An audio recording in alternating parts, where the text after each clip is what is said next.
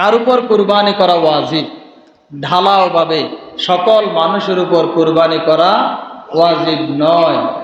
নেশাব পরিমাণ সম্পদের যে মালিক হবে তার উপরেই কুরবানি করা ওয়াজিব। নেশাব কত? জাকাতের যেই নেশাব কুরবানির ঠিক একই নিসাব, তবে পার্থক্য এক জায়গায়। জাকাতের নিসাব পূর্ণ 1 বছর আপনার কাছে গচ্ছিত থাকতে হবে।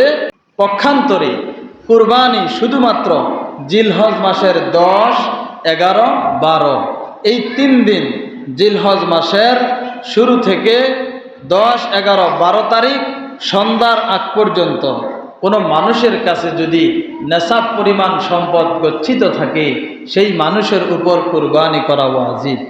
প্রশ্ন আসতে পারে, হুজুর নেশাব কি? 52.5 তোলা রূপা এবং 7.5 ভরি স্বর্ণের সমপরিমাণ সম্পদ যদি কারো কাছে গচ্ছিত থাকে তার উপরেই কুরবানি করা ওয়াজিব। আবার প্রশ্ন আসতে পারে, 52.5 তোলা রূপা আর 7.5 ভরি স্বর্ণের দাম তো এক না? এক।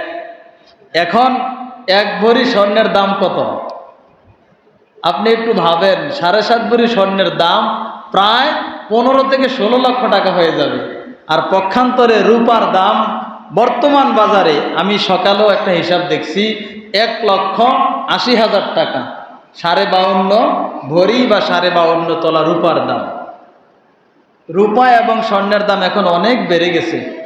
এখন প্রশ্ন হলো, আমরা নিসাব ধরব কোনটা? এই বিষয়টা জানার আগে আপনাদেরকে দিনার এবং দিরহাম সম্পর্কে জানতে হবে। আরব দেশে দিনার বলা হয় স্বর্ণের টাকাকে, স্বর্ণ মুদ্রাকে বলা হয় দিনার এবং রূপার মুদ্রাকে বলা হয় দিরহাম।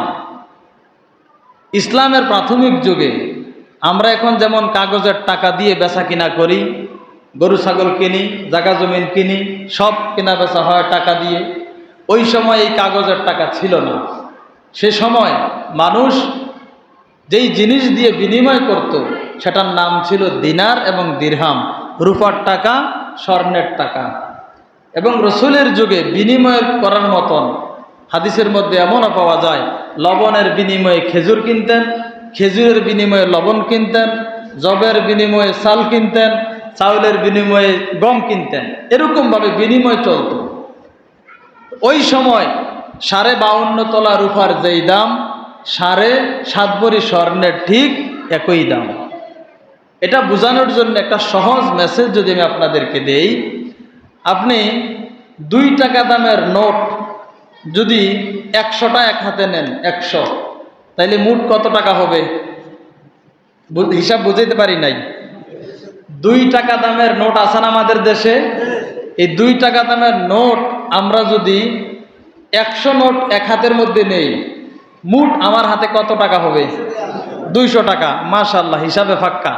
এবার পক্ষান্তরে আমার ডান হাতের মধ্যে আমি যদি 50 টাকার নোট 4টা রাখি, 4টা, তাইলে আমার বাম হাতে মোট টাকা কত?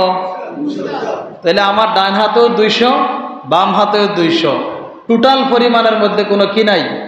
ভেজাল নাই। নোট ছোট বড় আছে।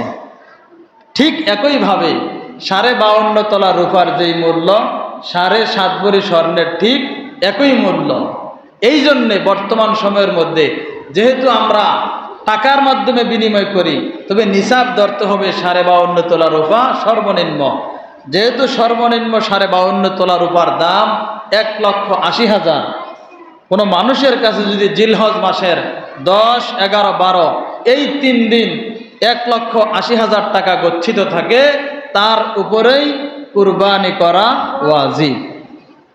এবার এই সম্পদ পুরুষের হইতে পারে, নারীরও হইতে পারে।